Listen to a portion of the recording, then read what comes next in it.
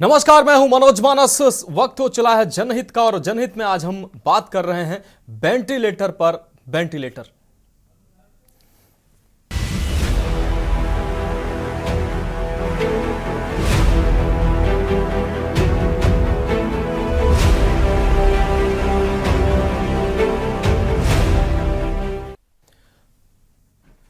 तो वेंटिलेटर की हम बात करें। उत्तर प्रदेश के रायबरेली में जिला अस्पताल में मरीजों को वेंटिलेटर सुविधा नहीं मिल पा रही है। वजह अस्पताल प्रशासन है, जिसने सरकारी वेंटिलेटर को धूल फांकने के लिए छोड़ दिया है और मरीजों को राम भरोसे कर दिया है।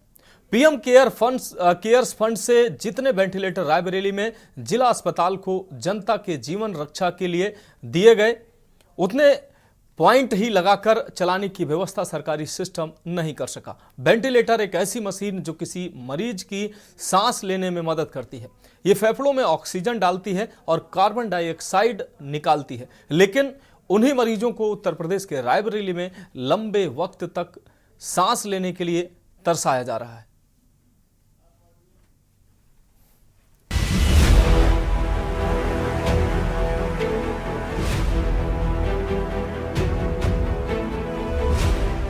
वेंटिलेटर यानी वो मशीन जो मरीजों के फेफड़ों तक ऑक्सीजन पहुंचाकर उनकी जीवन रक्षा करती है। वो मशीन जो पीएम केयर फंड यानी prime minister citizen assistant and relief in emergency situation fund के तहत पहुंचाई गई। वो मशीन जिसको पाने के लिए बड़े बड़े शहरों ने लोग अपना घर तक बेचकर इलाज प्राइवेट अस्पतालों में कराने को तैयार रहे। वही लाइफ सेविंग मशीन महीनों से देश के कई राज्यों के सरकारी अस्पतालों में धूल खा रही है। कोरोना वायरस ने पूरे देश के स्वास्थ्य व्यवस्था को झकझोर कर रख दिया था। देश के हर राज्य से मौत की खबरें आ रही थी। इन मौतों का सबसे बड़ा कारण अस्पतालों की फेल व्यवस्था थी। लोगों ने वेंटिलेटर और ऑक्सीजन की कमी के चलते दम तोड़ा। देश के कई हिस्सों में ऐसी तस्वीरें सामने आई जहां लोग अस्पतालों के बाहर वेंटिलेटर और ऑक्सीजन सपोर्ट पाने की मिन्नतें करते दिखे थे। उन्हीं लाचार लोगों की जिंदगी के जख्म पर नमक छिड़कती है वह व्यवस्था जो वेंटिलेटर पाकर भी सही वक्त पर शुरू नहीं करा पाती। पीएम केयर फंड के तहत रायबरेली के जिला अस्पताल को 24 वेंटिलेटर बेड दिए गए, जिसमें से 10 वेंटिलेटर पीआईसीयू वार्ड में लगाए गए हैं, जहां देखा जा रहा है कि 10 वार्ड यहाँ हैं और बाकी बचे 14 जो बेड हैं वो आज भी स्टोर रूम में हैं, जो कि धूल की चपेट में आ रहे हैं। वहीं देखा जा रहा है कि करोड़ों रुपए की लागत से कोविड के काल के दौरान इन वेंटिलेटरों को रायबरेली के जिला अस्पताल में लाया गया। बाकायदा इसकी एक वेंटिलेटर स्टाफ अलग बनाया गया, लेकिन यहाँ देखा जा रहा है कि जो स्टाफ है वो ना होने के चलते इनका प्रयोग नहीं किया जा रहा है, जिससे देखा जा रहा है कि जो मरीज़ हैं उनको इसकी सुविधाएँ नहीं मिल पा रही, जिसके चलते या तो मरीज़ अपने दम तोड़ रहे हैं या फिर उन्हें रायबरेली से कहीं और के लिए रेफर कर दिया जा रहा है। बताया जा रहा है कि स्टाफ की कमी के चलते इन वेंटिलेटरों को नहीं चलाया गया। कई अस्पतालों में वेंटिलेटर धूल खा रहे हैं, पर उन्हें सही समय पर चालू नहीं किया गया, तो कहीं पर वेंटिलेटर ऑपरेट करने वाले इंजीनियर ही नहीं हैं। राहुल गांधी के संसदीय क्षेत्र रायबरेली में जिला अस्पताल में पीएम केयर फंड में 24 वेंटिलेटर मिले, जिनमें 14 वेंटिलेटर को कबाड़ की तरह गोदाम में रखा गया और महज 10 वेंटिलेटर पीआईसीयू वार्ड में लगाए गए।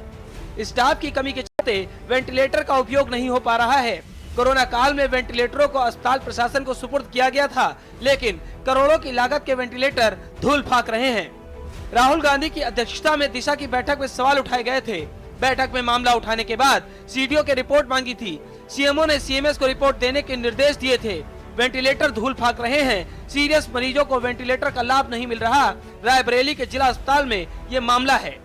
बीते दिनों राहुल गांधी रायबरेली दौरे पर थे, जहां पे उन्होंने दिशा की बैठक की थी, जिसमें इस पूरे मुद्दे को भी उठाया गया है, लेकिन अभी भी देखा जा रहा है कि यहां पे स्टाफ की कमी के चलते ये वेंटिलेटर बंद है। ये तस्वीरें देख सकते हैं, करोड़ों रुपए की लागत से ये वेंटिलेटर बनाए गए थे। ये 10 बेडों का यहाँ पे वेंटिलेटर है। हालांकि पीएम केयर फंड के तहत 24 वेंटिलेटर रायबरेली के जिला अस्पताल को दिए गए, जिसमें से 14 जो है स्टोर रूम में धूल की चपेट में है। वहीं 10 वेंटिलेटरों को यहाँ पे पीआईसीयू वार्ड में लगाया गया, लेकिन ये अभी स्टाफ की कमी के चलते सुचारू रूप से चल नहीं पा रहे हैं। अब देखने वाली बात होगी कि खबर दिखाए जाने के बाद क्या आला अधिकारी इस पूरे खबर को संज्ञान में लेते हैं या नहीं, ये आने वाला समय बताएगा।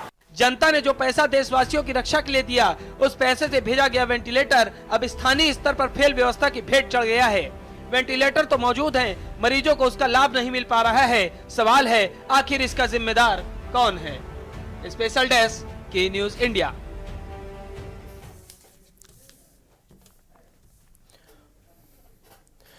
तो वेंटिलेटर पर मौजूद हैं। आपको बता दें कि रायबरेली की ये सूरत हाल हम आपको दिखा रहे थे। कमोबेश प्रदेश के अलग अलग और तमाम अस्पतालों से ऐसी तस्वीरें सामने आती हैं। कई अस्पतालों में तो सुविधाएं नहीं हैं और मशीनें नहीं हैं, ज़रूरत की मशीनें जिससे लोगों का समुचित इलाज और जांच हो सके। लेकिन अगर जहां मशीनें उपलब्ध हैं, उन मशीनों को चलाने के लिए कई अस्पतालों में स्टाफ नहीं है और कई जगह की ऐसी तस्वीरें भी सामने आ रही हैं जहां करोड़ों की वेंटिलेटर जैसी और तमाम ऐसी मशीनें जो धूल फांक रही हैं, उनको पूछने वाला कोई नहीं है। लेकिन जो मरीज हैं जिनके लिए लाखों करोड़ों रुपए खर्च कर इन मशीनों को लगाया गया, उनको इसका लाभ नहीं मिल पा रहा है और वो प्राइवेट जांच केंद्र में जाकर मोटी रकम देने को मजबूर हैं। हमारे साथ इस गंभीर विषय पर चर्चा के लिए एक विशेष पैनल जुड़ रहा है। हमारे साथ विजय वाजपेयी जी बीजेपी नेता हमारे साथ जुड़ रहे हैं। अखिलेश माही जी सपा नेता हमारे साथ अभी जुड़ेंगे कुछ ही पल में। सुनील त्रिपाठी जी वरिष्ठ पत्रकार हमारे साथ जुड़ चुके हैं और केशवानंद शुक्ला हमारे संवाददाता रायबरेली से हमारे साथ जुड़ चुके हैं। केशवानंद, सबसे पहले सभी गेस्टों का अपने मंच पर स्वागत करते हुए, के न्यूज के इस मंच पर स्वागत करते हुए केशवानंद, पहला सवाल आपसे। रायबरेली में जो ये सूरत हाल देखने को मिली है, जो पैसा जनता ने पीएम केयर्स फंड्स में दिया अपने देशवासियों की सेवा के लिए, उनके जनहित में लगाने के लिए, उस पैसे से जो वेंटिलेटर रायबरेली अस्पताल को मुहैया कराए गए, उनमें 24 वेंटिलेटर, जैसा कि आपने बताया, 24 वेंटिलेटर जो उपलब्ध कराए गए, 14 तो अभी भी धूल फांक रहे हैं और जो 10 लगाए गए उनको चलाने के लिए स्टाफ ही मौजूद नहीं है। करोड़ों रुपए की ये जो वेंटिलेटर जिनको जनता की सेवा के लिए, मरीजों के इलाज के लिए लगाया गया था, वो धूल फांक रहे हैं और जो मरीज हैं वो मोटी रकम देकर प्राइवेट केंद्रों पर अपनी जेब ढीली करवा रहे हैं, जबकि ये लाइफ केयर यूनिट होती हैं। लोगों को, बहुत लोगों के तो घर बार बिक जाते हैं इस तरीके की वेंटिलेटर तक पाने के लिए। केशवानंद, बिल्कुल देखिए रायबरेली की अगर बात की जाए तो हमेशा से गांधी परिवार का रायबरेली गढ़ रहा है। वीआईपी क्षेत्रों में से रायबरेली का नाम लिया गया और रायबरेली में ऐसी सुविधाएं दी गई जो लोगों तक पहुंच सके, जमीनी स्तर पर पहुंच सके और लोगों को लाभ मिल सके। इन्हीं सब विषयों को देखते हुए देखा गया कि जब कोरोना काल था तब रायबरेली में जो है रेल कोच फैक्ट्री के अंदर जो है L2 हॉस्पिटल बनाया गया था, जिसमें से जो वेंटिलेटर है उसे सुपुर्द किया गया था। उसके बाद जब कोविड का काल खत्म हुआ तो जो रेल कोच फैक्ट्री थी, उनके अस्पताल के द्वारा रायबरेली के जो जिला अस्पताल है वहां पर वेंटिलेटर। केशवानंद आपको रोकेंगे, वापस आते हैं आपके पास। हमारे विशेष मेहमान और हमारे संवाददाता केशवानंद लगातार जुड़े हुए हमारे साथ। केशवानंद, आप अपनी बात पूरी कर सकते हैं। बिल्कुल देखिए, कोविड काल के दौरान जो है रायबरेली को 24 वेंटिलेटर दिए गए, जो कि रायबरेली के रेल कोच में L2 हॉस्पिटल बनाया गया था, वहां पे इन वेंटिलेटरों का प्रयोग किया जा रहा था। वहीं कोविड काल देखा गया जहां कोरोना महामारी कम हुई, उसके बाद जो है रायबरेली के जिला अस्पताल को ये वेंटिलेटर सुपुर्द कर दिए गए। लेकिन देखा गया कि स्टाफ की कमी के चलते अभी भी जो वेंटिलेटर है उनका संचालन नहीं हो पा रहा है। वहीं देखा जा रहा है कि जो भी गंभीर मरीज आ रहे हैं उन्हें या तो रायबरेली के एम्स के लिए रेफर कर दिया जाता है या किसी और हॉस्पिटल के लिए मरीजों को रेफर कर दिया जाता है, जिसके चलते जो मरीज हैं उनको और उनके तीमारदारों को काफी दिक्कतों का सामना करना पड़ा है। वहीं देखा गया कि अभी बीते दिनों रायबरेली के जो सांसद है राहुल गांधी, वो एक दिवसीय रायबरेली दौरे पे थे, जहां पे उन्होंने दिशा की बैठक में शामिल हुए। वहां पे देखा गया कई गंभीर मुद्दे जो थे उन्हें उठाया गया। इसी क्रम में जो है पूर्व कैबिनेट मंत्री व रायबरेली के उच्चाहट विधानसभा से जो विधायक है डॉक्टर मनोज कुमार पांडे ने, उन्होंने वेंटिलेटर को लेकर के मुद्दा उठाया, जिसके बाद देखा गया कि इस पूरे मामले को लेकर के गंभीर देखा गया प्रशासन गंभीर हुआ। इस पूरे मामले को लेकर के रायबरेली के जो सीडीओ अर्पित उपाध्याय, उन्होंने जांच शुरू की, जिसके बाद सीएमओ ने जो है रायबरेली के जो सीएम है डॉक्टर प्रदीप अग्रवाल, उनसे पूरा बाकायदा इस पूरे मामले को लेकर के जो लेखनी जांच मांगे कि आखिर ये वेंटिलेटर क्यों नहीं चल पा रहा है, क्योंकि देखा गया कि जो स्टाफ की कमी है, वो स्टाफ की कमी होने के चलते जो है वेंटिलेटर अभी तक नहीं चल पाया है। वही 10 में से जो 24 में से 10 वेंटिलेटर हैं, उनका उपयोग रायबरेली के जिला अस्पताल में किया जा रहा है, लेकिन अभी भी उसमें स्टाफ की कमी होने के चलते उन 10 को नहीं शुरू किया गया। उसी से जो 14 जो वेंटिलेटर और बचे हैं, उनको गोदाम में रखा दिया गया है, जिसके चलते वो धूल मिट्टी की चपेट में आ रहे हैं और वेंटिलेटर खराब हो रहे हैं। बताया जा रहा है कि करोड़ों रुपए की लागत से इन वेंटिलेटरों को लाया गया था ताकि जो सुविधाएं हैं वो आम जनमानस को मिल सके, जमीनी स्तर पे इसकी सुविधाएं मिले, लेकिन जिस प्रकार देखा गया कि स्टाफ की कमी के चलते जो है वो वेंटिलेटर नहीं चालू हो रहे हैं, जिसके चलते जो आम मरीज है उन्हें सुविधाएं नहीं मिल पा रही है और काफी दिक्कतों का सामना करना पड़ा है। वहीं जब इस पूरे मामले को लेकर के रायबरेली सांसद राहुल गांधी के सामने दिशा की बैठक में ये मुद्दा उठता है, तो उसके बाद जो है नींद से जो प्रशासन है वो जागता है, और लेकिन अभी इस वेंटिलेटरों को चालू नहीं किया जा सका है, क्योंकि यहाँ पे अभी स्टाफ की कमी अभी भी है और स्टाफ यहाँ पे न होने के चलते इन वेंटिलेटरों को अभी चालू नहीं किया गया है। जी हाँ, निश्चित रूप से केशवानंद हमारे साथ आप जुड़े रहिए। बीजेपी नेता विजय वाजपेयी जी हमारे साथ जुड़ चुके हैं। विजय वाजपेयी जी आपके पास आते हैं। लगातार सूबे के डिप्टी सीएम और स्वास्थ्य मंत्री लगातार स्वास्थ्य सेवाओं को बेहतर बनाने का और बेहतर होने का दावा करते हैं और लगातार बेहतर बनाने के लिए प्रत्येक अस्पताल में पहुंचकर जिस भी जिले में उनका दौरा होता है वहां स्वास्थ्य सुविधाओं को जरूर उनके द्वारा देखा जाता है और तमाम जो कमियां होती हैं उनको दुरुस्त करने का लगातार प्रयास किया जा रहा है। लेकिन रायबरेली में जो तस्वीरें सामने आ रही हैं वो बेहद अफसोसजनक और बेहद निंदनीय तस्वीरें हैं, जिसमें पीएम केयर्स फंड्स में जो देश की जनता पैसा देती है उस पैसे से देश के लोगों के स्वास्थ्य से जुड़ी हुई या तमाम ऐसे विषयों से जुड़ी हुई जरूरतों को पूरा करने के लिए पीएम केयर्स फंड्स में पैसा जनता देती है। उसमें तमाम बिजनेसमैन और आम आदमी भी पैसा देता है ताकि उस पैसे से देश के लोगों पर वो पैसा खर्च किया जा सके।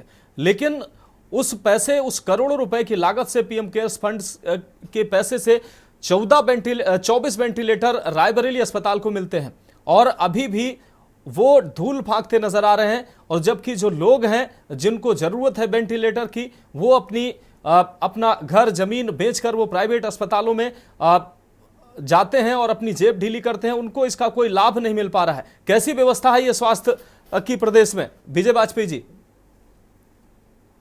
देखिए, जैसा कि आज अमर उजाला समाचार पत्र की तरफ से हम लोगों को ये जानकारी मिली है, मैं धन्यवाद देना चाहता हूं कि न्यूज उत्तर प्रदेश उत्तराखंड का जी कि आपने इस गंभीर विषय को उठाया है, संज्ञान में आया है। उच्च अधिकारियों से इस बारे में चर्चा भी हुई है और किन वजह से ये स्थितियां उत्पन्न हुई है, कैसे इन्होंने पत्र लिखा, कब लिखा, कैसे हुआ, इसके लिए जांच के लिए बोला गया है। जो भी दोषी होगा वो दंड किया जाएगा।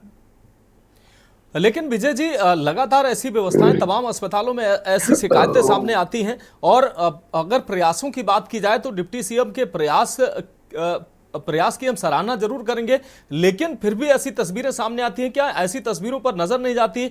अगर मीडिया का कैमरा नहीं जाता है, विपक्ष ऐसी चीजों को जब तक नहीं उठाता है तब तक आप लोगों के संज्ञान में नहीं आती ये चीजें कि व्यवस्था दुरुस्त होने की बात तो लगातार आप करते हैं, लेकिन जब ऐसी तस्वीरें आती हैं फिर आप लोग कहते हैं कि भाई जांच कराएंगे।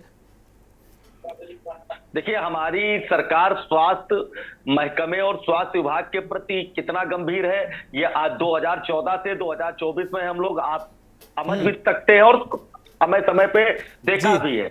हमारे स्वास्थ्य मंत्री माननीय ब्रजेश पाठक जी हैं, वो 24/7 जनसेवा के लिए उपलब्ध रहते हैं। अब ऐसे गंभीर विषय, क्योंकि अब होता भी है कि एक एक चीज पे नजर नहीं रखी जा सकती, बड़ा विषय है जो आपके चैनल ने उठाया है। मैंने पहले भी कहा और फिर कह रहा हूं, मैं आपके चैनल का धन्यवाद देता हूं जी। ये बहुत बड़ा विषय है और जनहित से जुड़ा विषय। इस विषय का सीधा कनेक्शन जनता से, हर पीड़ित को बेहतर स्वास्थ्य सेवा मिले और समय से मिले। बेहतर का मतलब समय से मिल जाए। ऐसी स्थितियां क्यों उत्पन्न हुई, ये कूड़े में क्यों है, इसकी जांच के लिए तत्काल आज ही पत्र लिखा गया और तत्काल जांच कर जो भी दोषी अधिकारी होंगे उनके ऊपर कार्रवाई होगी और ये व्यवस्था जल्दी से जल्दी पटरी पे आएगी। ये हम आपके चैनल के माध्यम से विश्वास दिलाते हैं। चलिए आपके विश्वास पर भरोसा करते हुए आगे बढ़ते हैं और वरिष्ठ पत्रकार हमारे साथ सुनील त्रिपाठी जी जुड़े हुए हैं। सुनील त्रिपाठी जी, आपका बहुत स्वागत है और अहम सवाल आपसे। कल एक स्वास्थ्य और इसी महत्वपूर्ण डिबेट में आप और हम जुड़े हुए थे जिस पे चर्चा कर रहे थे कि स्वास्थ्य पर महज स्वास्थ्य विभाग 36% अपने बजट का पैसा खर्च कर पाया है, लेकिन जहां बजट खर्च भी हो चुका होता है, अनुदान में चीजें मिल रही होती हैं। पीएम केयर्स फंड से करोड़ों की लागत की मशीनें रायबरेली जिला अस्पताल को मिली हैं, लेकिन वो मशीनें जो है धूल फांकती नजर आ रही हैं। व्यवस्था में कहां कमी रह रही है? जो अधिकारी जो इसके जिम्मेदार हैं उनको क्या किसी का खौफ, किसी का भय नहीं है कि करोड़ों की जनता के पैसे की, करोड़ों की लागत से बनी ये मशीनें धूल फांक रही, जनता को उसका लाभ नहीं मिल रहा है? मानस जी, मैं आपको, आपके चैनल को इस बात के लिए धन्यवाद दे रहा हूं कि आप जन मुद्दों को, जन समस्याओं को प्रमुखता से अपने समाचार में उठाते हैं। और आप जैसे एक दो चैनल और हैं जो जन समस्याओं को लेके काफी सक्रिय हैं, और सरकार को जनता की समस्याओं से अवगत कराना हम लोगों को धर्म भी है। महाराज जी, आप कह रहे हैं कि ब्रजेश पाठक जी दिन रात काम कर रहे हैं, बड़ा अच्छा कार्य कर रहे हैं जी। मुझे अफसोस ये होता है कि उत्तर प्रदेश सरकार को मंत्री चला रहे हैं या ब्यूरोक्रेट चला रहे हैं। मुझे तो लगता है कि इस सरकार को ब्यूरोक्रेट चला रहे हैं, मंत्री और मुख्यमंत्री जी के अरमानों पानी फेरा जा रहा है। आपने देखा कि जो सीएमओ लखनऊ थे कोरोना काल में, जिनको कोरोना की समस्याओं को लेकर के हटाया गया, उन्हें महानिदेशक बना दिया गया जी। तो ऐसे महत्वपूर्ण पदों पर जो कर्तव्य विहीन व्यक्ति हैं, अधिकारी हैं, उनको आप बैठाएंगे, उनसे अपेक्षा करेंगे कि जनता की वो सेवा करेंगे। देखिए, स्वास्थ्य विभाग, कृषि विभाग, सिंचाई विभाग, शिक्षा विभाग, ये हालांकि सारे विभाग है, लेकिन 4 विभागों को मैं जनता से सीधे जुड़ा हुआ विभाग मानता हूं जी, कि जहां जनता स्वयं प्रभावित होती है। कार्य अच्छा होता है तो अच्छा होता है, बुरा होता है तो जनता प्रभावित होती है। बेशक। तो स्वास्थ्य विभाग का मैं बात से बड़ा निवेदन साथ कहना चाह रहा हूं कि स्वास्थ्य विभाग ही आपका वेंटिलेटर पहुंच गया है। स्वास्थ्य विभाग में कुछ % डॉक्टरों को छोड़ करके इतनी स्थिति खराब है, आप पीजीआई जाके देख लीजिए। एक पेशेंट भर्ती कराने के लिए हम लोगों को जुगाड़ लगाना पड़ता है पीजीआई में। यही हाल मेडिकल कॉलेज का है, ट्रामा सेंटर का है। जब राजधानी में हॉस्पिटलों की स्थिति ये है तो जिलों में क्या हाल होगा? मानस जी, ये रायबरेली का मामला नहीं अकेले है, 75 जिलों की जांच होनी चाहिए। ये प्रधानमंत्री केयर फंड से जो पैसा दिया गया, जिससे ये वेंटिलेटर खरीदे गए जी, ये देश की जनता की गाढ़ी कमाई हुई है जो आज धूल फाक रही बैठी। इसके जिम्मेदार व्यक्तियों पर तत्काल कार्रवाई होनी चाहिए। और एक जिले की बात मैं नहीं कर रहा, 75 जिलों की भी बात पे जांच कराइए। हो सकता है और जिलों में ऐसे कूड़ा फाक रहे हो बेटे। निश्चित रूप से आदरणीय मनोज पांडे जी को धन्यवाद देना चाह रहा हूं कि समाजवादी पार्टी में वो कृषि मंत्री, राज कृषि मंत्री थे जी, और अपनी सरकार के विरोध में उन्होंने पत्र लिखा मुख्यमंत्री जी को, अखिलेश जी को, और जांच कराने के लिए आदेश किया। पूरी सरकार में हड़कंप मच गया था। मनोज पांडे जी को मैं व्यक्तिगत भी जानता हूं और जनता की समस्याओं को लेकर, चाहे वो सत्ता पक्ष में हो चाहे विपक्ष में, हमेशा सक्रिय रहते हैं। चलिए कृषि 100 करोड़ रुपए घोटाला लम्हा नजर आया। मनोज पांडे जी, हमको तो लग रहा है उसी बात वहां से इसीलिए हटा दिए गए क्योंकि वहां उन्होंने प्रमुखता से इस घोटाले को जनता के बीच में और निश्चित रूप से सुनील त्रिपाठी जी, हो सकता है कि अपनी जो उन्होंने इन मुद्दों को उठाया और सरकार में उनकी किरकिरी हुई और उनको पार्टी में साइडलाइन कर दिया गया और बाद में नतीजा हम सब ने देखा क्या हुआ। फिलहाल एक ब्रेक के लिए यहां रुकते हैं और इस गंभीर चर्चा में आगे हम अपने संवाददाता से जानेंगे कि अब जबकि मीडिया में और सभी की जानकारी में ये घटना आ चुकी है, अब किस तरीके से कार्रवाई की जा रही है। यहां रुकते हैं एक ब्रेक के लिए। तो ब्रेक के बाद एक बार फिर से हमारे खास प्रोग्राम खास चर्चा में आपका स्वागत है। हम बात कर रहे हैं वेंटिलेटर पर। वेंटिलेटर, एक खास पैनल हमारे साथ जुड़ा हुआ, उनके पास से चलेंगे और सबसे पहले केशवानंद आपके पास आएंगे। केशवानंद, अब जबकि मीडिया में ये पूरी कहानी सामने आ चुकी है और बीजेपी नेता भी कह रहे हैं कि अब हमारे जानकारी में आ गई है और अब कार्रवाई और जांच की बात उनके द्वारा भी कही जा रही है। अब किस तरीके से कार्रवाई आगे बढ़ रही है? जो जिम्मेदार हैं वो अब किस तरीके से संज्ञान लेकर आगे इस पर कार्रवाई अमल में ला रहे हैं? बिल्कुल, देखिए दिशा की बैठक में सांसद राहुल गांधी रायबरेली में थे जब डॉक्टर जो पूर्व कैबिनेट मंत्री हैं और उच्चार विधायक मनोज कुमार पांडे ने इस पूरे मामले को लेकर के जब सदन में मुद्दा उठाया तो उसके बाद इस पूरे मामले की जो है जांच के आदेश दे दिए गए, जिसके बाद देखा गया कि जो रायबरेली के सीडीओ हैं अर्पित उपाध्याय, उनके पास ये जांच पहुंची और उन्होंने इस पूरे मामले को लेकर के सीएमओ से बात किया और पत्राचार करते हुए जो है सीएमओ ने जो जिला अस्पताल के जो अधीक्षक है सीएमएस, उनको इस पूरे मामले की पत्र के माध्यम से इस पूरे मामले को संज्ञान में लाया गया कि आखिर ये किस लिए दिक्कतें आ रही हैं। तो वहीं अगर सीएमएस के द्वारा बताया गया है कि जो है स्टाफ की कमी के चलते इन वेंटिलेटरों को चालू नहीं किया जा रहा है। आपके द्वारा यदि स्टाफ को उपलब्ध कराया जा सकता है तो वेंटिलेटर चालू कर दिया जाएगा। लेकिन सबसे बड़ी बात है कि कोविड काल से अभी तक वहां पे स्टाफ को जो है वो नहीं रखा गया। कोविड के जो महामारी थी वो 4 से 5 वर्ष हो गए उसके बीते हुए, और 4 से 5 वर्ष से लगातार देखा जा रहा है कि जिला अस्पताल में जो वेंटिलेटर हैं वो अभी तक धूल फांक रहे हैं। तो अभी तक जो जिम्मेदार अधिकारी थे जो उनकी नजर क्यों नहीं गई, इसका जब मुद्दा उठाया जाता है दिशा की बैठक में उसके बाद ही आखिर जो अधिकारी हैं वो जागते हैं। जो तमाम नेता इसको जल्दी सुधार करने की बात कह रहे हैं, आखिर वो नेता कहाँ थे, अभी तक इसकी सुधार सुध क्यों नहीं लिए।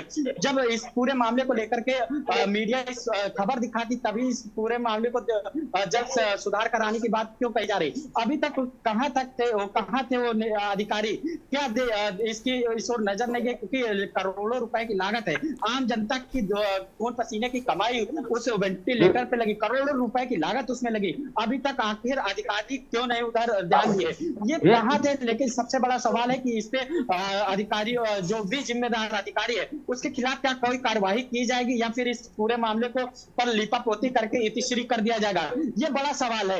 आखिर क्यों नहीं इस ओर अभी तक किसी की नजर जा रही है। अब देखिए इस पूरे मामले की खबर दिखाए जाने के बाद आखिर क्या अधिकारियों के ऊपर कोई कार्रवाई होती है, इस वेंटिलेटर को पर्याप्त स्टाफ उपलब्ध करा करके इसको चालू कराया जाता है, ये तो आने वाला समय ही बताएगा। मानस, निश्चित रूप से अब अभी विजय वाजपेयी जी भरोसा दिला रहे थे और विजय वाजपेयी जी ये श्योर करेंगे कि इसमें लिपापोती होगी या कार्रवाई होगी, उनके पास आएंगे। उससे पहले अखिलेश माही जी हमारे साथ सपा नेता जुड़ गए हैं। अखिलेश जी आपका बहुत स्वागत है।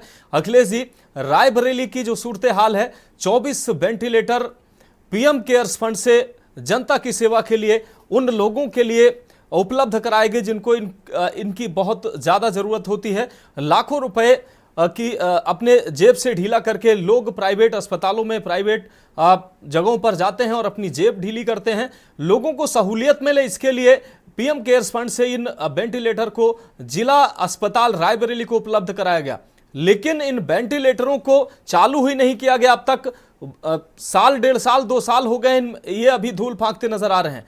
क्या लगता है कहां खामी रह गई है? अब जबकि मीडिया में और पब्लिक डोमेन में ये जब पूरी घटना सामने आई है तब विजय वाजपेयी जी कार्रवाई की बात कर रहे हैं। धन्यवाद मनोज मानस जी। मैं आपको बताना चाहता हूं भारतीय जनता पार्टी को स्वास्थ्य, शिक्षा, चिकित्सा सरोकार नहीं है और जिस तरीके से सरकारी धन का विभाग किया जा रहा है ये समझ से परे है कि भारतीय जनता पार्टी जब से सत्ता में आई है स्वास्थ्य से कोई सरोकार नहीं रहा। आप देखिए जब भी समाजवादी पार्टी की सरकार रही है तो इसी रायबरेली को 16 CHC और PSC दिए गए थे, एम्स के लिए मुफ्त जमीन दिया गया था। सपा सरकार में 1 रुपए के पर्चे पर गंभीर रोगों को इलाज की व्यवस्था थी, अस्पतालों में दवाइयों के लिए पर्याप्त बजट मिलता था, डॉक्टर भी नियमित रूप से ओपीडी में बैठते थे। अखिलेश जी स्वास्थ्य समाजवादी पार्टी का खराब हो गया। वाजपेयी जी पहले सुन लीजिए,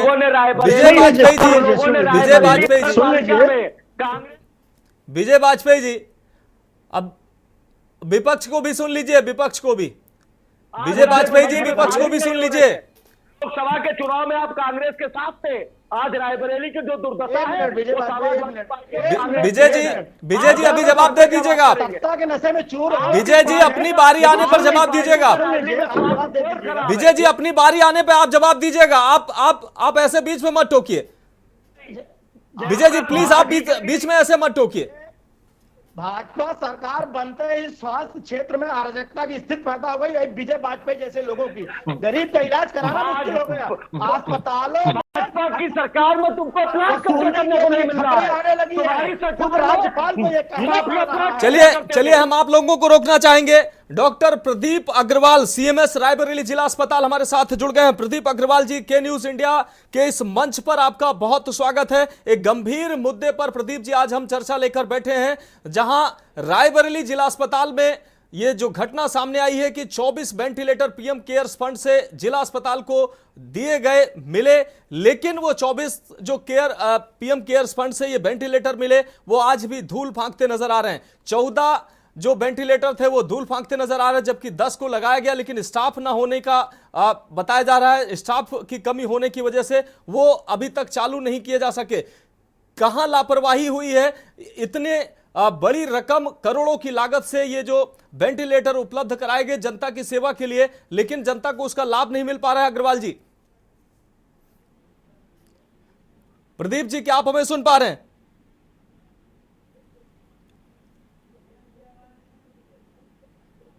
प्रदीप अग्रवाल जी, क्या मेरी आवाज आप तक पहुंच रही है?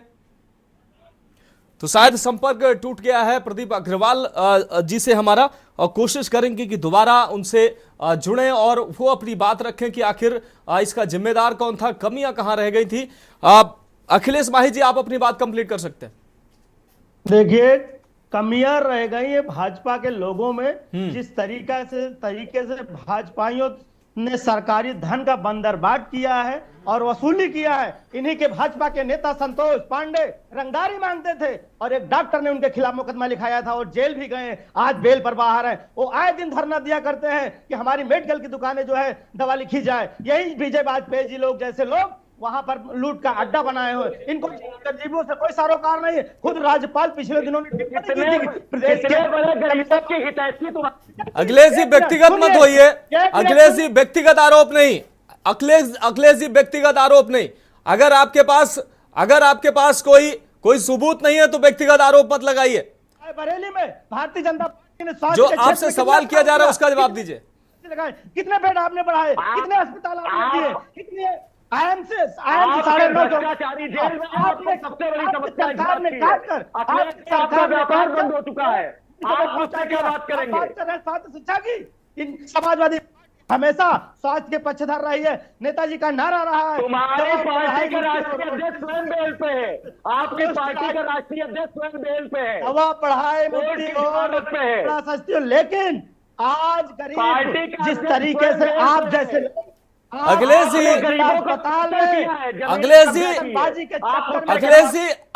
अखिलेश जी आपको और विजय वाजपेयी जी को नूरा कुश्ती के लिए नहीं बुलाया गया है, गंभीर मुद्दे पर चर्चा के लिए बुलाया गया है कि आखिर रायबरेली में जो ये सामने आई है, जो घटना सामने आई, ये जो 24 वेंटिलेटर जो करोड़ों की लागत से जनता की सेवा के लिए दिए गए थे, वो आखिर अब तक सेवा में लोगों की क्यों नहीं है? इस गंभीर विषय पर चर्चा के लिए बुलाया गया है। आप अपनी व्यक्तिगत राजनीतिक जो लड़ाई है वो इस मंच के माध्यम से लड़ाई लड़ रहे हैं। आप गंभीरता से इसका अखिलेश माही जी, गंभीरता से आप इसका जवाब दीजिए। किस तरीके से आप इसका दोषी कौन है?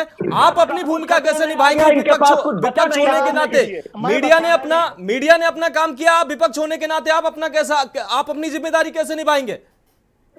उत्तर प्रदेश में समाजवादी पार्टी सिर्फ सैफई परिवार का पक्ष रखती है। अरे मेरे भाई, तुम डिबेट कहां ले जा रहे हो? तुम सैफई परिवार में विजय जी आपके पास आते हैं, आप ही से जवाब लेंगे। विजय जी, अखिलेश जी की बात आने दीजिए, आप ही से जवाब लेंगे। विजय जी, अखिलेश जी की बात आने दीजिए। बात करिए, आप रायबरेली के जनमानस पर बात करिए। आप बताइए कि रायबरेली आज रायबरेली के विकास पर बात करिए।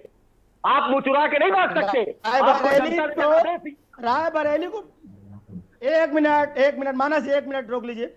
मैं बताना चाहता हूँ, आप बता दीजिए अगर भारतीय जनता पार्टी ने बहुत समाजवादी पार्टी, अरे मेरे भाई सुनना, वो सांसद 10 मिनट के लिए रायबरेली की जनता से वार्ता तक नहीं किया गाड़ी के शीशे खोल करके। आप सबसे ये आप मान रहे हैं, आपके भाजपा ने कहा। अखिलेश जी, विजय जी, क्या आप जनता से जुड़े मुद्दों के लिए गंभीर हैं? क्या आप जनता से जुड़े मुद्दों के लिए गंभीर हैं? अगर गंभीर हैं तो इस तरीके की जनता के हित की बात ना करके आप व्यक्तिगत आरोप में आ गए। आप व्यक्तिगत आरोप एक दूसरे पर लगा रहे हैं। पार्टी की राजनीति इस मंच के माध्यम मत करिए, आप आग्रह है आपसे। जी, भारतीय जनता पार्टी ने उंगलियों पे गिना दीजिए कौन से स्वास्थ्य के क्षेत्र में कौन से बड़े काम किया। आप बताइए, जेल जाओगे। आप यहाँ भ्रष्टाचार की कोई जगह नहीं है। आप बताइए, आपने एम्स में कितने बेड बढ़ा दिए, जिला अस्पताल में कितने बेड बढ़ा दिए, वेंटिलेटर क्यों नहीं चला? सरकार आपकी डबल इंजन की सरकार, जवाबदेही आपकी है। मर तो गरीब रहा है इलाज के अभाव में। चलिए ठीक है, विजय जी आपके पास आते हैं, विजय जी आपके पास आते हैं, अखिलेश जी आपके पास आते हैं। सुनील त्रिपाठी जी से हमारा अहम सवाल। सुनील त्रिपाठी जी, आपने देखा पक्ष और विपक्ष को किस तरीके से जब जनता की हम बात करने बैठते हैं, जनता के सवालों को हम पूछते हैं, तब नूरा कुश्ती शुरू हो जाती है, एक दूसरे पर आरोप प्रत्यारोप शुरू हो जाता है। कितना गंभीर विषय है कि आखिर अगर इसका जिम्मेदार कौन है? पक्ष और विपक्ष दोनों मिलकर अगर जनता की आवाज को कहां कमियां रह गई हैं उस सवाल को ढूंढेंगे, उसका जवाब अगर ढूंढेंगे तो निश्चित रूप से जनता का लाभ होगा। लेकिन ऐसी नूरा कुश्ती शुरू हो जाती है। सुनील त्रिपाठी जी, होगा इन गंभीर मुद्दों पर राजनीति न करके उसका समाधान होना चाहिए कि कैसे जनता को हम अच्छी सुविधाएं दे पाए। अगर समाजवादी पार्टी ने अच्छी सुविधाएं दी होती तो सत्ता से बाहर क्यों होती? और आप आए हैं तो प्रयास कीजिए कि जनता को उससे बेहतर सुविधाएं दे, हम सत्ता में बने रहें जी। अगर हम हमारी सरकार उत्तर प्रदेश की जनता के लिए, रायबरेली की जनता के लिए। विजय जी अब सुन लीजिए ना, सुन लीजिए, आपके पास आते हैं भाई। सुनील त्रिपाठी जी वरिष्ठ पत्रकार हैं, वो किसी राजनीतिक दल से जुड़े हुए नहीं हैं, वो जनता के हित की बात कर रहे हैं। जी सुनील जी। मानस जी देख लीजिए आप। मानस जी 2020 में सिर्फ एक पेशेंट को ऑक्सीजन दिलाने के लिए केशवानंद शुक्ला जी, आप पूछ लीजिए, मैं स्वयं डीएम आवास पे धरने पे बैठा था। क्या कोई समाजवादी पार्टी का कार्यकर्ता कर सकता था? नहीं कर सकता था, क्योंकि इनको चलिए आप सत्ता में हैं और बेहतर सुविधाएं देने के लिए प्रयास कीजिए वाजपेयी जी, और बेहतर सुविधाएं सत्ता में है। थोड़ा सा हमको समझ दीजिए। अगर आप चाहते हो तो मैं बोलूं, ना चाहता हूं मैं चुप हो जाऊं। चलिए सुनील जी को सुन लीजिए, आते हैं आपके पास। विजय जी आपके पास आते हैं, सुनील जी को सुन मानस जी, मैं स्वास्थ्य विभाग और क्राइम विभाग अपनी पत्रकारिता जीवन बड़ा नजदीक से देखा है और उन घटनाओं को मैं जिक्र करना चाह रहा हूं कि ये भाजपा की बात नहीं है। स्वास्थ्य विभाग हमेशा भ्रष्टाचारियों के दलदल में रहा है, और नहीं भ्रष्टाचार दलदल में रहा होता तो महानिदेशक बच्चीलाल की हत्या हुई। क्यों हत्या हुई? आर.एस. शर्मा साहब मारे गए, क्यों हत्या हुई? 2 सीएमओ की हत्या हुई, क्यों हत्या हुई? केवल पैसे की लूट के कारण और भ्रष्टाचार कारण 4 डॉक्टरों की हत्या कर दी गई स्वास्थ्य विभाग में। ये कोई भाजपा की बात मैं नहीं कर रहा हूं, मैं इतिहास गिना रहा हूं। और बड़ा निवेदन साहब मैं वाजपेयी से कहना चाह रहा हूं कि भी अधोमानक दवाइयां पकड़ी गई, क्या वो हम आप नहीं खाते हैं? हमारी जनता नहीं खाती है? सरकार ने उस पर क्या कार्रवाई की? इसका जवाब नहीं। मनोहर थोड़ा सा चुप रहिए। हम सरकार को अवगत करा रहे हैं, हम कोई विपक्षी नहीं है। मेरा धर्म, मेरा कर्म है कि आपको समाज जनता की समस्याओं को सामने ला के रखूं। उसके बाद आपने देखा होगा कि एक्सपायरी दवाओं का काफी देर तक चला, क्या उसमें कार्रवाई की गई? तो जो ये समस्याएं जनता के, मैं मुख्यमंत्री जी की नीतियों पर कोई संदेह नहीं कर रहा हूं। जिस तरह से योगी आदित्यनाथ जी उत्तर प्रदेश जनता के लिए समर्पित हैं, मैं उन्हें धन्यवाद देता हूं, प्रणाम करता हूं चैनल पर बैठ करके। लेकिन अफसोस है कि धरातल पर आपकी योजनाएं दिखाई नहीं पड़ रही हैं, और यही कारण है कि धीरे से जनाधार वाजपेयी जी आपको घटता जा रहा है। आप प्रयास कीजिए कि डीएम और सीडीओ सीएमओ से डायरेक्ट संपर्क स्थापित कीजिए आप लोग, कि देखे तो धरातल में क्या दे। राजा ने दिया 1 रुपया, भिखारी को मिला 5 पैसे। यही स्थिति उत्तर प्रदेश में हो रही है। गांवों की स्थिति बस से बदतर है। सीएससी पीएससी का हाल आप देख लीजिए। आप मेरे मित्र हैं, भाई हैं, एक बार की सीएससी पीएससी जाकर देखिए, बताइए नहीं हम भाजपा के। एक फटा कुर्ता पहन लीजिए, सच्चाई देख लीजिए। मैं ब्यूरोक्रेट्स कहता हूं कि मेरे साथ गाड़ी में बैठ लीजिए और चलिए देखिए स्क्रीन पे क्या हाल है। और स्वास्थ्य विभाग के साथ चर्चा करें तो मैं बड़ा निवेदन साथ कर रहा हूं। कल्याण सिंह जी की सरकार में 5 रुपए पर्चा हुआ था, स्वर्गीय मुलायम सिंह यादव जी आए, 1 रुपए पर्चा किया। हम निष्पक्ष बात करते हैं। अगर आप अच्छा काम करोगे तो मैं अच्छा कहूंगा, और बुरा करोगे बुरा कहूंगा। चलिए मैं जवाब ले लेता हूं। जितना अच्छा कार्य समाजवादी पार्टी ने किया था, किसी पार्टी ने किया, लेकिन कानून व्यवस्था पर हम अखिलेश जी जैसे फेल हुए। सुनील जी, जनता ने मैं जवाब ले लेता हूं। केशवानंद जी आपका बहुत शुक्रिया। शायद लाइट की व्यवस्था कुछ डिस्टर्ब कर रही है आपका बहुत शुक्रिया, आप हमारे साथ जुड़े। फिलहाल हमारा सवाल विजय जी से है।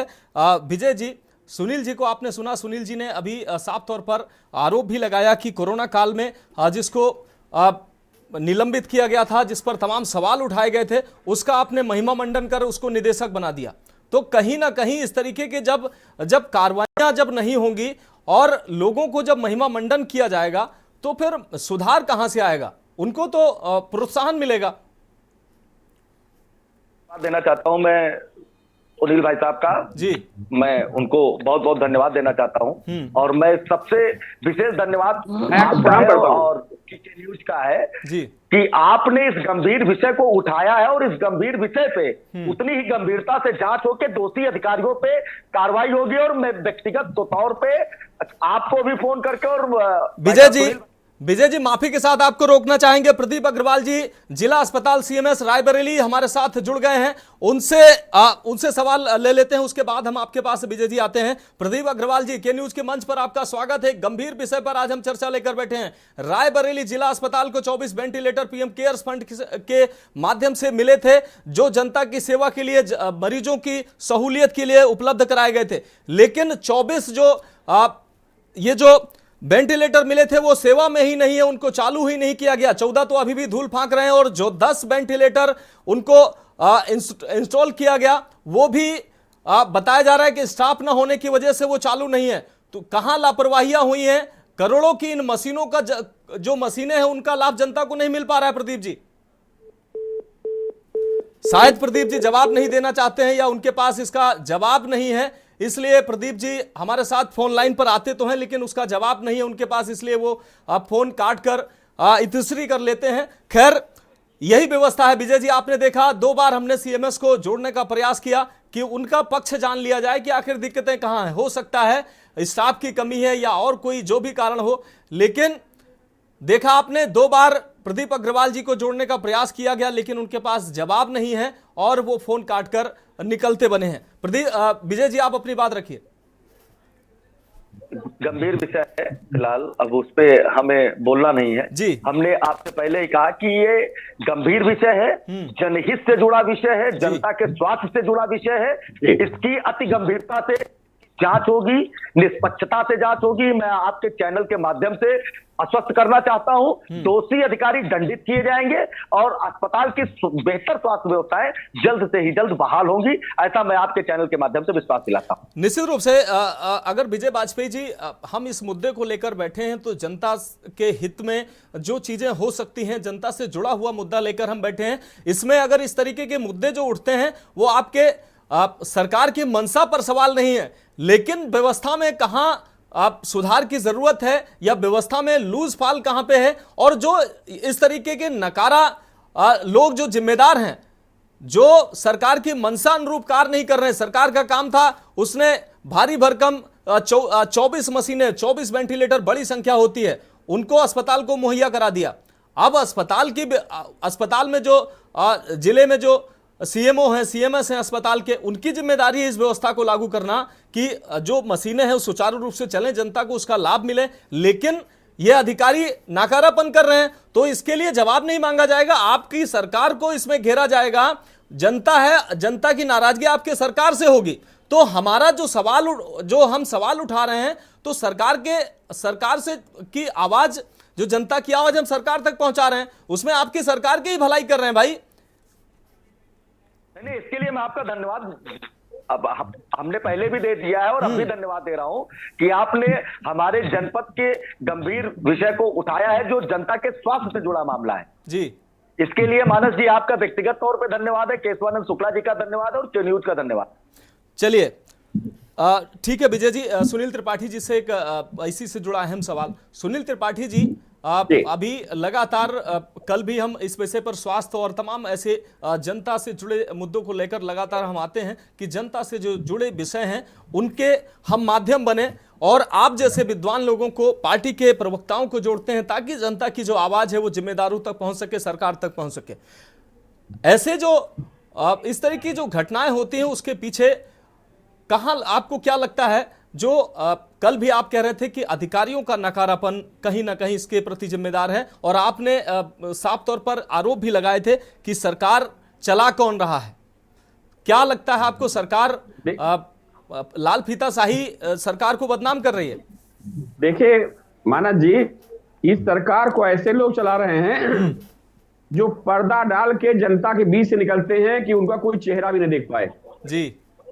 जिस मुख्यमंत्री जी जिस जनता को जनता जनार्दन कहते हैं, उनको चलाने वाले लोग मैं देखता हूं हजरतगंज में इसे पर्दा डाल लेते हैं कि जनता उनको देख सके। लगता है कि मुख्यमंत्री जी नहीं, प्रदेश के मुख्यमंत्री वही हैं जो जनसेवा के नाम पे नौकरी पाते हैं।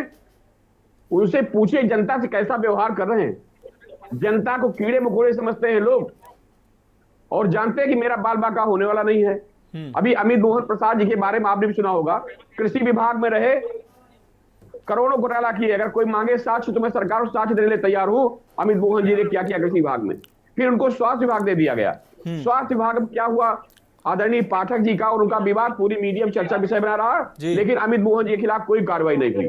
इसके बाद माननीय लोकायुक्त ने उनकी जांच में उनको दोषी पाया और आज तक अमित मोहन के खिलाफ कोई कार्रवाई नहीं हुई है। तो जब ब्यूरोक्रेट नियंत्रित हो जाएंगे, उन्हें लगेगा कि हमारा कोई बाल बाका करने वाला नहीं है। आदरणीय वाजपेयी जी, आप भी इस बात को गंभीरता सोचिए, तो किसके पास जनता जाएगी और क्या उनका होगा।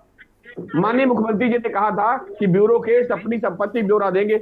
मैं ब्यौरा निवेदन साथ कहना चाह रहा हूं कि अगर ब्यूरोक्रेट्स कितने अपनी संपत्ति ब्यौरा दिए हैं बता दीजिए हमको आप। तो जो देश को प्रदेश चलाने वाले लोग हैं वो अनियंत्रित हो जाएंगे, तो आदरणीय मुख्यमंत्री जी हमारे क्या करेंगे। मुख्यमंत्री जी का परिवार हम हैं, उनकी बाहें हम हैं, मतलब जनता है उत्तर प्रदेश की। और जिस तरह से योगी जी जनता के लिए समर्पित, मैं उन्हें धन्यवाद देता हूं कि नीतियों में कोई कमी नहीं, लेकिन उनकी नीतियों को अमल जमीन पे नहीं किया जा रहा है। सीतापुर मैंने कल भी चर्चा किया था कि टंकी बनते बनते गिर गई, पानी भरते भरते। बाराबंकी की यही हाल है, चाहे स्वास्थ्य विभाग हो, चाहे कृषि विभाग हो, चाहे आप गन्ना विभाग हो, जिनके और पंचायती राज हो, इनके अगर कोई कहे मैं 100 करोड़ घोटाले आपको देने के लिए तैयार हूं, चैनल झूठ बोला, मैं कागज दे सकता हूं। इस तरह से ब्यूरोक्रेट घुन की तरह उत्तर प्रदेश सरकारी धन की लूटपाट कर रहे हैं। अगर इनके ऊपर नियंत्रित न किया गया तो मानस जी, जो मैं आज कह रहा हूं, इसका परिणाम 27 में प्रदेश की जनता को दिखाई पड़ेगा। जनता अंदर से बहुत परेशान है, लेकिन योगी जी के, मोदी जी के प्रेम में हर दर्द सहने के लिए प्रदेश जनता तैयार है। बिल्कुल, मैं भी कह रहा हूं, बिल्कुल दर्द भी हो रहा, लेकिन जिस तरह से देश के लिए योगी जी, मोदी जी समर्पित हैं और जो कर उससे जनता कायल है। लेकिन वो कायल कब तक रहेगी, ये भी एक देश प्रश्न है। आपको जनता की समस्याओं को दूर करने के लिए सामने तो आने होगा। देखिए सीमो महोदय का आप फोटो दिखा रहे हैं मानस जी, मैं धन्यवाद दे रहा हूं। क्या जवाब देंगे, सारे साक्ष्य तो आप टीवी में दिखा रहे हैं। एक सेमो मामला नहीं है, 75 जिलों में मेरा अनुमान है कम से कम 35 जिले ऐसे निकलेंगे क्या ऐसे सीमो पोस्ट होंगे। सीमो जनता मिल ही नहीं पाती है, अपनी समस्या नहीं कह पाती है। जिलों का ये हाल है कि कुछ जिलाधिकारी ऐसे बैठे हुए हैं जनता से मिलते नहीं। तो जब आप जनता से विमुख होंगे, आप विमुख होंगे, तो निश्चित रूप से मुख्यमंत्री जनता विमुख होगी। आपसे नहीं, आपसे मतलब ही नहीं है। आप तो सरकार के नौकर हैं, अच्छा करेंगे तो श्रेय सरकार हो जाएगा, बुरा करेंगे तो सरकार हो जाएगा। मैं माननीय मुख्यमंत्री से कहना चाह रहा हूं कि जनता दर्शन में आप मिलते, जिस प्रदेश के जिस लोग ज्यादा आके जनता दर्शन में आ रहे हैं, वहां के डीएम को, कप्तान को निलंबित कर दीजिए आप। चलिए सुनील त्रिपाठी जी, विजय वाजपेयी से जवाब ले लेते हैं। विजय वाजपेयी जी, कल की घटना है सीतापुर के हरगांव सीएससी पर बड़ी कार्रवाई डिप्टी सीएम के द्वारा, जो स्वास्थ्य मंत्री भी हैं, एक बड़ी लापरवाही की वजह से बड़ी कार्रवाई की गई डिप्टी सीएम के द्वारा। सीएससी जो प्रभारी हैं, सीएससी अधीक्षक हैं, उन पर कार्रवाई की गई। उसके अलावा अन्य स्टाफ पर भी बड़ी कार्रवाई की गई। इसी तरीके की कार्रवाइयां जब प्रदेश में तमाम जिलों में जो ऐसी घटनाएं सामने आती हैं, उस तरीके की कार्रवाइयां जब होनी शुरू होंगी तो कहीं ना कहीं व्यवस्था में सुधार होगा। क्या लगता है, जो सुनील त्रिपाठी जी ने जो गंभीर आरोप लगाए हैं कि लाल फीताशाही अपने आप को जिले इलाही समझ रहा है, क्या लगता है आपको ये इसमें सच्चाई नहीं है क्या? अरे मानस जी, एक सेकंड मैं आपको लूंगा। मेडिकल कॉर्पोरेशन के एमडी हैं, मैं 3 बार मिलने उनसे गया जी, और तीनों बार उनका समय लेके आइए। अब हम लोगों के पास इतना समय कहाँ है कि आप खाली हमारे आप में तो नहीं है आपसे मिलने के लिए हम समय लें। अरे मुख्यमंत्री जी सबके लिए हाजिर रहते हैं, आप क्या मुख्यमंत्री से बड़े हैं?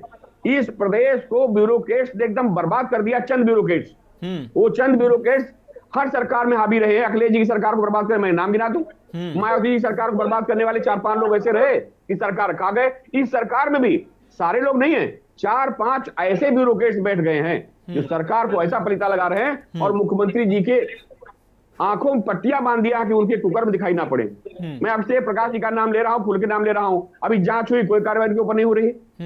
क्यों नहीं हो रही है? आप प्रदेश के मुख्यमंत्री हैं, जिस तरह से लॉ एंड ऑर्डर पे आपने एक्शन लिया है, उस तरह से भ्रष्टाचारियों के खिलाफ भी आज आवश्यकता है एक्शन की। नहीं एक्शन लेंगे आप, चलिए तो सुनील त्रिपाठी जी पड़ेगा। आखिरी टिप्पणी ले लेते हैं, विजय वाजपेयी जी से टिप्पणी ले लेते हैं। विजय वाजपेयी जी, क्या लगता है आरोपों में सुनील त्रिपाठी जी ने जो आरोप लगाए हैं उनमें सत्यता कितनी है, और जो सत्यता है तो इस पर मुख्यमंत्री जी ध्यान क्यों नहीं दे रहे हैं, क्योंकि उनकी सरकार की ऐसे अफसर बदनामी करा रहे हैं? देखिए, थोड़ा सा मैं बहुत जिम्मेदारी के साथ कहना चाहता हूं जी कि हमारी सरकार में भ्रष्टाचारी का वही अंत है जो अभी तक आप देखते चले आ रहे हैं। जी, समय का इंतजार करिए, एक भी भ्रष्टाचारी आपको सड़क पे नहीं दिखेगा। ये मैं आपको विश्वास दिलाता हूं। बिल्कुल, बहुत शुक्रिया। और इस आशा के साथ कि रायबरेली के इस मामले में विजय वाजपेयी जी आपकी महत्वपूर्ण भूमिका होगी, और जो जिम्मेदार हैं इस पूरे कांड के या पूरी घटना के, उनको जरूर सजा मिलेगी। और तमाम ऐसे जनहित से जुड़े मुद्दे हैं जिन पर हम और तमाम लोग ऐसे आवाज उठाते हैं, उन पर सरकार को भी ध्यान देना चाहिए ताकि सरकार की किरकिरी ना हो। सरकार में जो बैठे तमाम जिम्मेदार हैं वो जनता के प्रति अपनी जिम्मेदारी समझें, और मुख्यमंत्री की जो मंशा है, प्रधानमंत्री की जो मंशा है जनसेवा की, वो मंशा जो है वो साकार रूप ले सके। आप सभी हमारे साथ जुड़े, आपका बहुत शुक्रिया। फिलहाल इस खास कार्यक्रम में अभी के लिए मेरे साथ इतना ही, मुझे दीजिए इजाजत और आप देखते रहिए के न्यूज़ इंडिया।